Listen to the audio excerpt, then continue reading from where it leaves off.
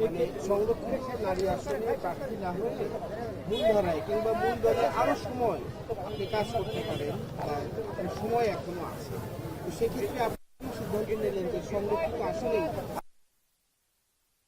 কলেজের কমিটিতে এখন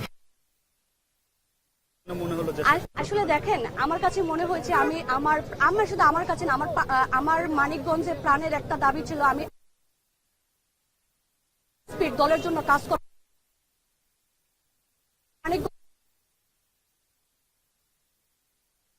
তরুণদের কাছে প্রধানমন্ত্রী যেমন তরুণদের নিয়ে যে ভাবনা কাজ করতেছে, তরুণদেরকে নিয়ে আগিয়ে যাচ্ছে, আমার মনে হয়েছিল আমি যেহেতু তরুণ একজন আইনজীবী, আমি তরুণ একজন রাজনীতিবিদ, আমার কাছে মনে হয়েছিল যে আমি হয়তোবা এখানে আমি পারবো। আমার কাছে মনে না, এটা আমার মানিকগঞ্জের প্রত্যেকটা জনগণের দাবি ছিল, তাদের আশা ছিল যে তরুণ যেভাবে আমি 17 বছর শুধু না, আমি সামনের জুলাইতে আপনার 24শে যে জুলাই আন্দোলন আমি সামনের সারিতে যেভাবে নেতৃত্ব দিয়েছি, শুধু বাংলাদেশের একজনই মেয়ে আছে যে বাইসাইকেল নিয়ে, আমি আপনাদেরকে এটা দেখাচ্ছি, শুধু একজন মেয়ে ছিল বাইসাইকেল নিয়ে সে রাজপথে স্লোগান দিয়েছে। এইটা আমার সেই ভিডিও। আমার অনেক আমার 17 বছর যে আমি দলের জন্য কি 17 বছর তার আমি দলের জন্য কাজ করতে পারিনি, যেহেতু এটা 17 বছর একটা ধারাবাহিকতা চলে আসে। আমি যখন থেকে শুরু করেছি আমার রাজনীতি জীবন, আমি রাজনীতি জীবন শুরু করেছি 2015 থেকে। আমার 2015 থেকে যে আমার যে কর্মকাণ্ড সবই ছিল, আমার একটা ফুটেজ আমি আমার দলকে দিয়েছি, দল সেটা দেখবে, দলের কাছে যদি মনে হয় যে আমরা যোগ্য প্রার্থী বা তাহলে আমাদের মূল্যায়ন করবো, আর যদি দল আমাদের মূল্যায়ন যদি না হবে আমাদের দুঃখ না, আমরা যেভাবে 17 বছর যেভাবে রাজপথে কাজ করে গেছি ইনশাল্লাহ আমরা না, আমাদের সবার আলাদা করে সাক্ষাৎকার নেয়নি, আমরা একাত্র ছিলাম, 13 জন একাত্র ছিলাম। আমার নাম অ্যাডভোকেট সাবিনা খানম। আপনার কি মনে হলো যে আপনাকে মনোনয়ন দিতে পারে কিনা?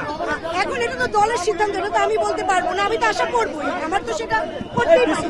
আমি ফর্ম কিনেছি, আমি ফর্ম জমা দিয়েছি, আমি নাসিমা আহমেদ শিমু, আমি খন্দকার আব্দুল হামিদ জাফর ওয়াই প্রয়াত মহাসচিব ছেলের বউ, তার ওয়াইফ হিসেবে আমি তো প্রত্যাশা করতেই পারি না। শেষ বললো নাম পরিচয় আর যার যার পদটা বলে আপনারা চলে যান, না হলে এতক্ষণ তো নেওয়া সম্ভব না। সবার কথাই শুনেছেন, ওখানে মানিকগঞ্জের সবাই ছিলেন, মানিকগঞ্জের সবাই আমরা 13 জন কিনেছি।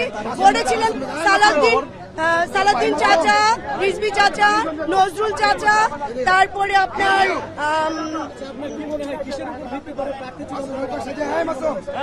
না, ওনারা যাচাই বাছাই করবেন, করে দেখবেন যাকে যোগ্য তাকেই দিবেন। আমাকেই যে দিবেন দিতে হবে এমন না, আমার সবাইকে উনি যোগ্য দেখে যাকে দিবেন। স্যাক্রিফাইস আমাদের ছিল, যেমন আমার ছেলেরা 111-এর সময় তো আমাদের ভূমিকা ছিল, আমার শ্বশুরের ভূমিকা আপনারা জানেন খন্দকার দেলোয়ার হোসেনের, তার ছেলের বউ, আমি আমার হাজবেন্ড, আমরা তখন পালায় ছিলাম বাচ্চাদের নিয়ে, আমাদের সেই ভূমিকা ছিল। তারপরে নির্বাচন 18 নির্বাচনের সময় দুর্জয়, আমরা গাড়িতে ছিলাম, দুর্জয় আমাদের গাড়িতে দুর্জয় লোকজন গুলি করলো, সেইটা হলো। তারপর আপনার